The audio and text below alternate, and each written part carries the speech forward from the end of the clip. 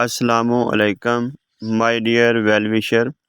گلشن اردو پر اصناف ادب کا سلسلہ جاری ہے اور اس سلسلے کی آج ایک ویڈیو ریکارڈ کرنے جا رہا ہوں اور یہ ویڈیو قصیدے پر ہے۔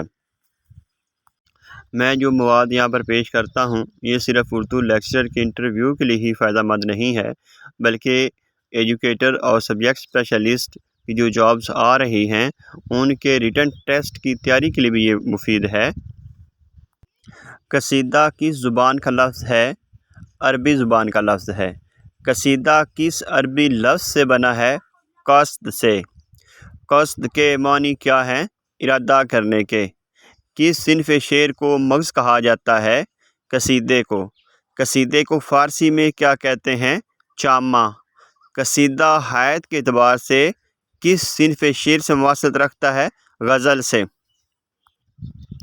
قصیدے میں کم از کم کتنے شعر ہوتے ہیں؟ 5۔ حیت کے اعتبار سے قصیدے کی کتنی اقسام ہیں؟ 2۔ تمہیدیہ قصیدہ اور مدحیہ قصیدہ۔ مدحیہ اور تمہیدیہ قصیدے میں کیا فرق ہے؟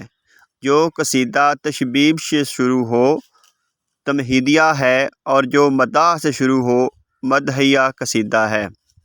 قصیدے کے کتنے اجزاء ہوتے ہیں؟ 4۔ تشبیب، گریز، مدح اور دعا۔ قصیدے کے ابتدائی حصے کو کیا کہتے ہیں؟ تشبیب۔ گریز سے کیا مراد ہے؟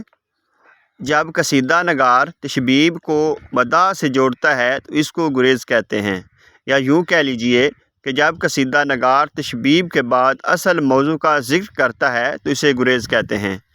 حجو کس صنف شعر کی ایک قسم ہے؟ قصیدے کی۔ حجو کس نظم کو کہتے ہیں؟ اس کا جواب ہے جو نظم کسی کی مذمت، برائی یا عیوب کے بیان میں لکھی جائے وہ حجو ہے یا ہجویہ قصیدہ ہے۔ قصیدے کی زبان کیسی ہوتی ہے؟ پرشکو اور لہجہ بلند آنگ ہوتا ہے۔ اردو شاعری کے دکنی دور میں اعلیٰ درجے کے قصیدہ نگار کا نام بتائیے۔ نصرتی۔ اردو کے بہترین قصیدہ نگاروں کے نام بتائیے۔ سودا، انشا، غالب، مومن اور ذوق۔ کس کے بقول قصیدے کو حقیقی معنوں میں قصیدہ سودا نے بنایا ہے؟ ڈاکٹر ضیاء احمد بدایوانی۔